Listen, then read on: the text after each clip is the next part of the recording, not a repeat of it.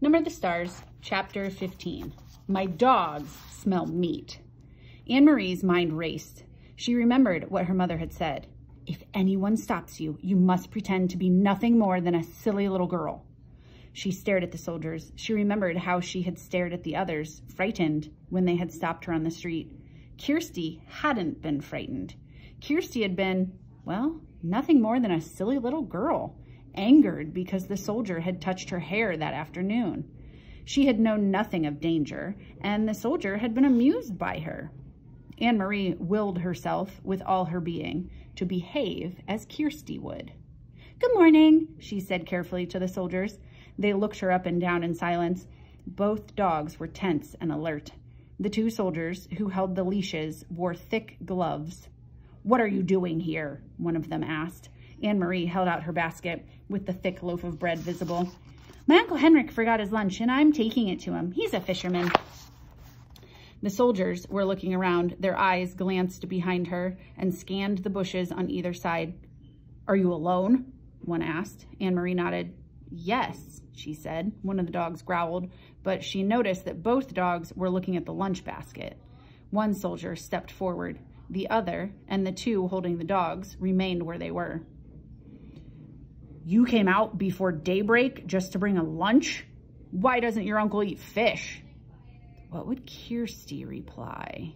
Anne-Marie tried to giggle the way her sister might. "Uncle Henrik doesn't even like fish," she said, laughing. "He says he sees too much of it, and it smells too much of it.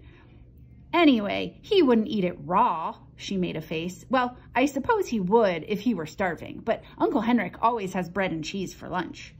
"Keep chattering," she told herself, as Kirsty would, a silly little girl. "I like fish," she went on. "I like it the way my mother cooks it. Sometimes she rolls it in breadcrumbs and—" The soldier reached forward and grabbed the crisp loaf of bread from the basket. He examined it carefully. Then he broke it in half, pulling the two halves apart with his fists. That would enrage Kirsty. She knew.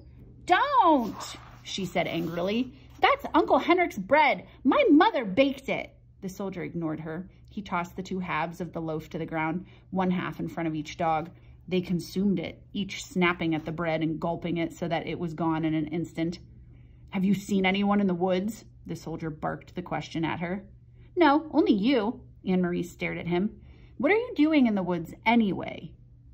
"You're making me late. Uncle Henrik's boat will leave before I get there with his lunch, or what's left of his lunch."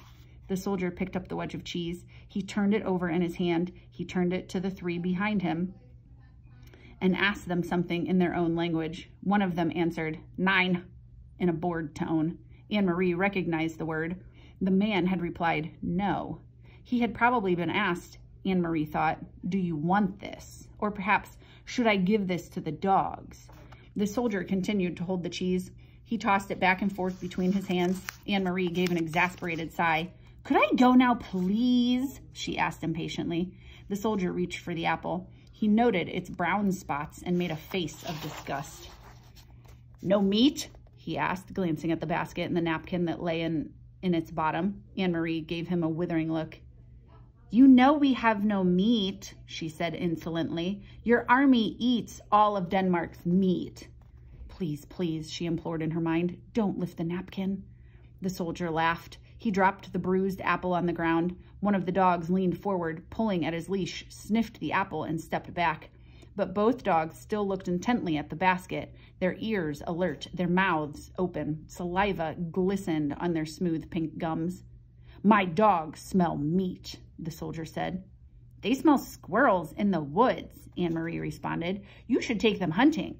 The soldier reached forward with the cheese in one hand, as if he were going to return it to the basket, but he didn't.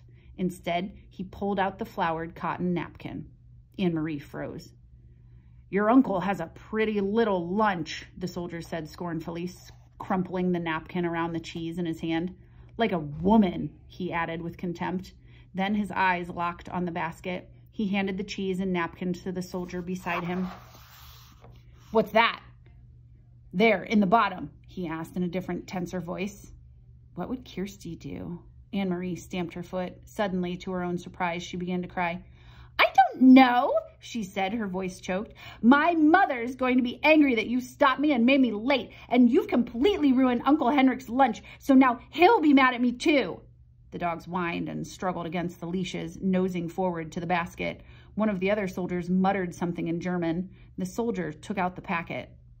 Why was this so carefully hidden? He snapped. Anne-Marie wiped her eyes on the sleeve of her sweater. It wasn't hidden any more than the napkin was. I don't know what it is. That, she realized, was true. She had no idea what was in the packet. The soldier tore the paper open while below him, on the ground, the dogs strained and snarled, pulling against their leashes. Their muscles were visible beneath the sleek, short-haired flesh. He looked inside, then glared at Anne-Marie. Stop crying, you idiot girl, he said harshly. Your stupid mother has sent your uncle a handkerchief. In Germany, the women have better things to do. They don't stay at home hemming handkerchiefs for their men. He gestured with the folded white cloth and gave a short, caustic laugh. At least she didn't stitch flowers on it. He flung it to the ground, still half wrapped in the paper, beside the apple. The dogs lunged, sniffed at it eagerly, then subsided, disappointed again. Go on, the soldier said. He dropped the cheese and the napkin back into her basket. Go on to your uncle and tell him the German dogs enjoyed his bread. All of the soldiers pushed past her. One of them laughed, and they spoke to each other in their own language. In a moment, they had disappeared down the path in the direction from which Anne-Marie had just come.